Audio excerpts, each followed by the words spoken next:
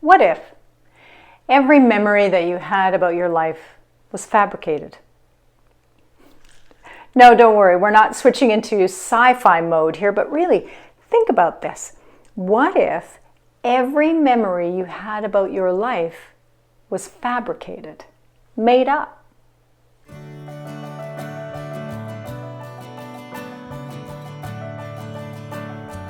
On today's Quest for Clarity, we're going to talk a little bit about the past.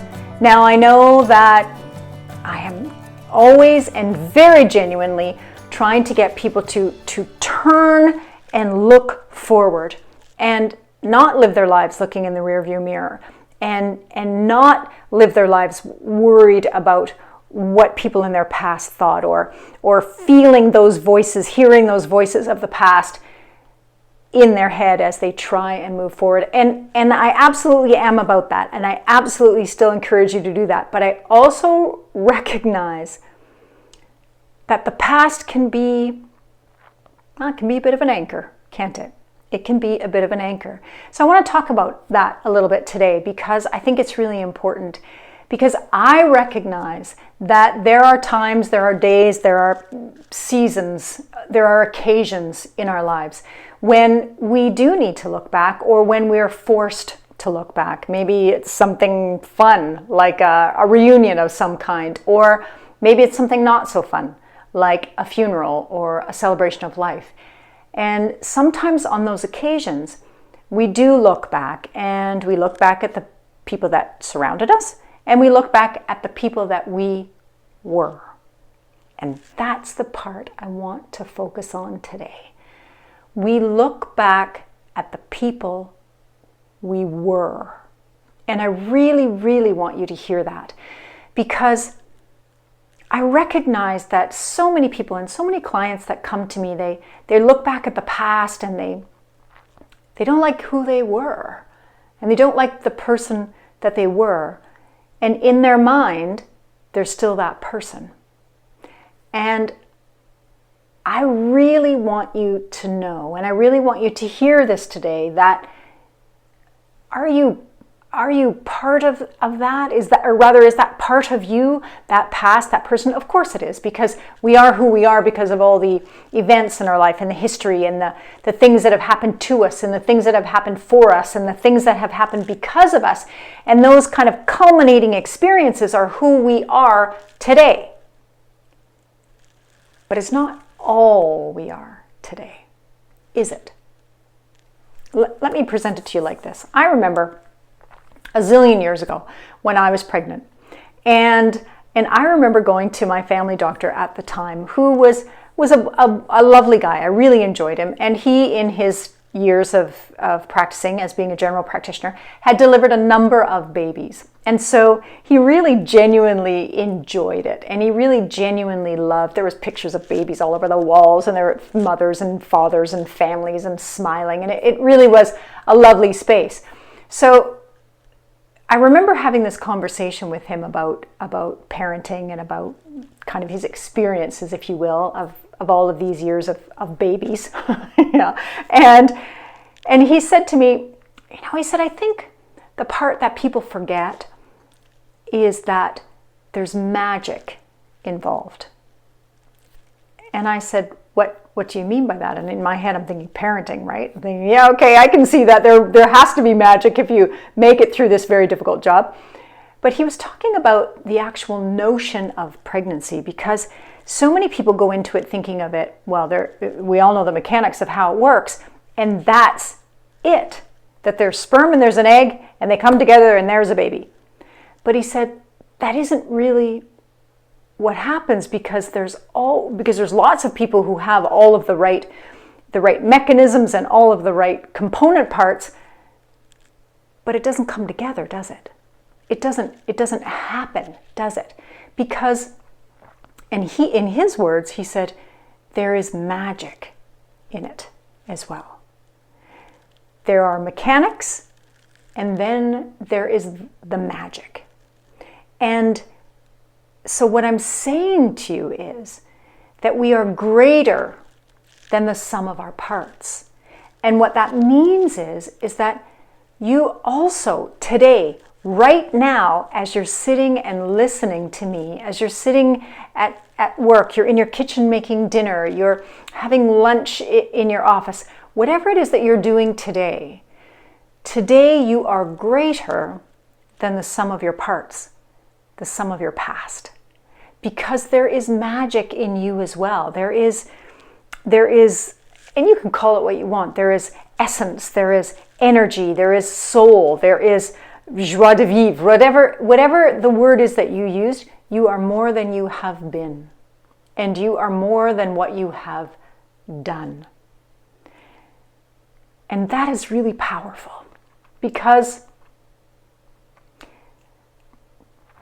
I think we get bogged down, don't we? We get a bit bogged down. We look back at, especially as we get older, gosh, I know this happens to me, right? You look back as your kids grow up, or your parents age, or your siblings are aging as well. People that you know and love are maybe unwell.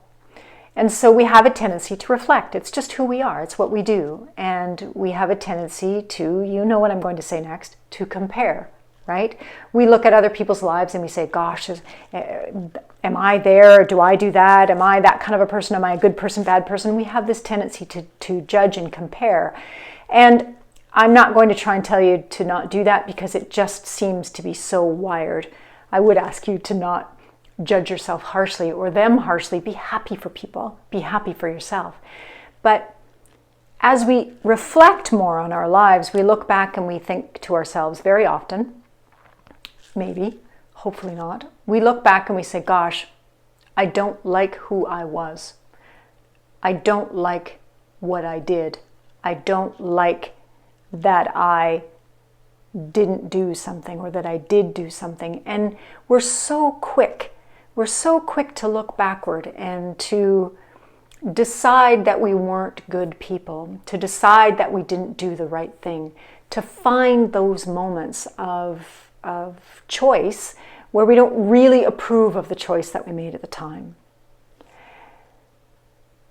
Maybe you're not like that. Maybe you are a very blessed person and you look back and all you see is the good stuff. And if you do, I think that is wonderful, and oh my gosh, keep doing it. But I think that even if it's only occasionally, we look back and we judge that person who we were, and we judge them very harshly. So what I would say to you, and I'll present this to you hopefully in a way that speaks to you, but I've always tried to teach myself, and I've always taught my son, and I've always, I guess, preached this mantra that everybody's got a story, right? And you just don't know. So sometimes when that person honks at you in traffic, or when that person yells at you out the window, or that person doesn't seem to smile and isn't happy when they hand you your coffee in the morning, or whatever it is that they do, or your coworker is snarky to you as they walk by your office, well, you really don't know what's going on, do you? You really don't know what's going on in their life. You're surprised by the tone, you're surprised by their actions, you're surprised by their mood. You don't really like it, but it's probably not about you. It's probably, definitely not about you. Something is going on in their life, and you don't know their story. Do you agree? Yeah. So it's a great philosophy. It's a great way of looking at people, because you just don't know. They walked out the door and they had a fight with their spouse on the way to work, and they're upset. Now, does that justify them being unkind or rude? No, it certainly doesn't. But it explains it, and it helps you go, okay, no worries, tomorrow will be better. Or it helps you say, hey, is everything okay? And that's also a good thing. So where am I going with this? Well, isn't it interesting that you can have that kind of compassion and that kind of charity when you look at other people and you can say, gosh, I bet they're having a bad day. But when you look backward, when you look at your own life in the mirror, or when you're sitting and you're reflecting and you're feeling nostalgic, and you look backward and you find things that you don't like, well, there was a story, wasn't there? There was a story of why you did that at that time, or there was a story of why you felt that way at the time, or there was an argument on that day that you don't remember now. But as you look back and you think, oh, why did I do that? Or, oh, why was I like that? Or, oh, how come I behaved that way?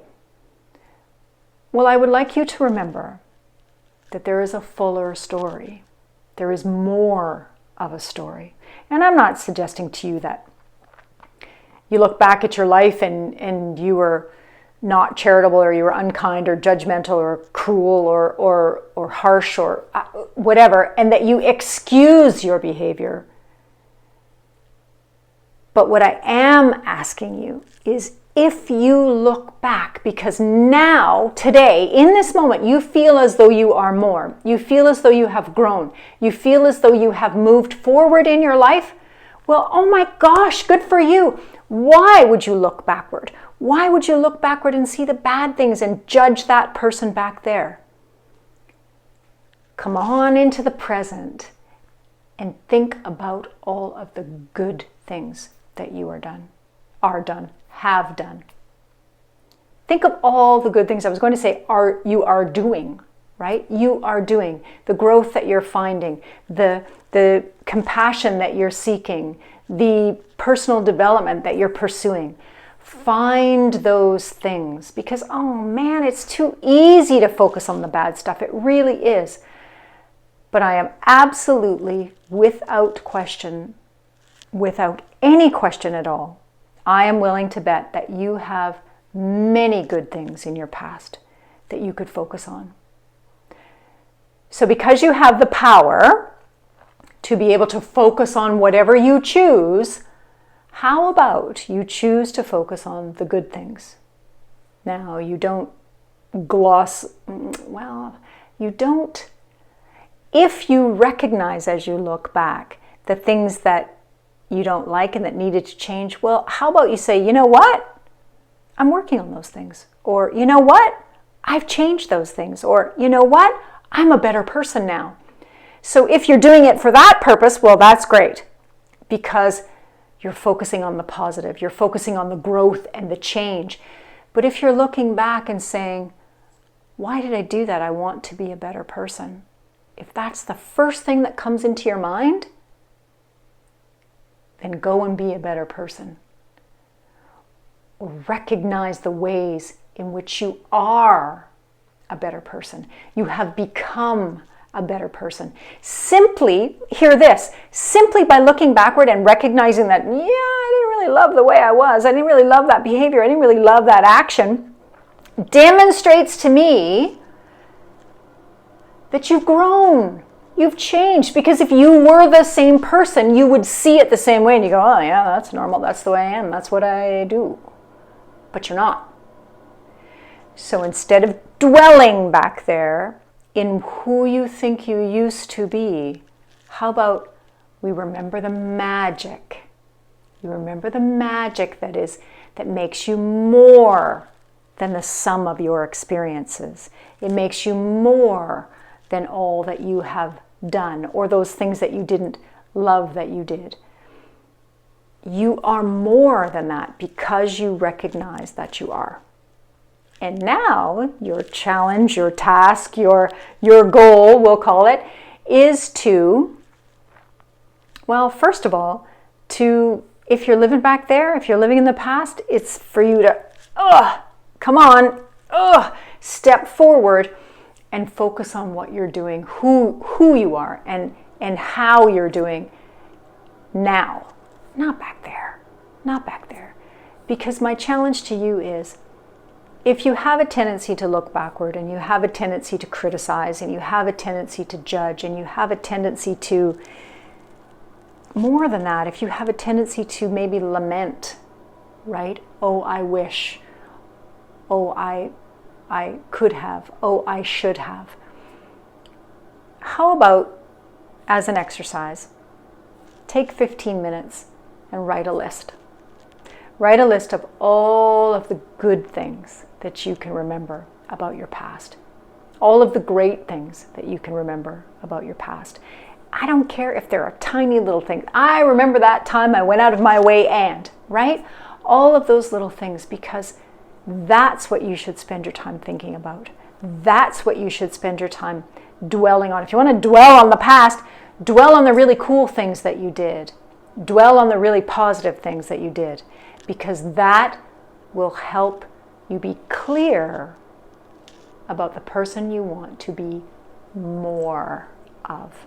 Does that make sense? So make a list.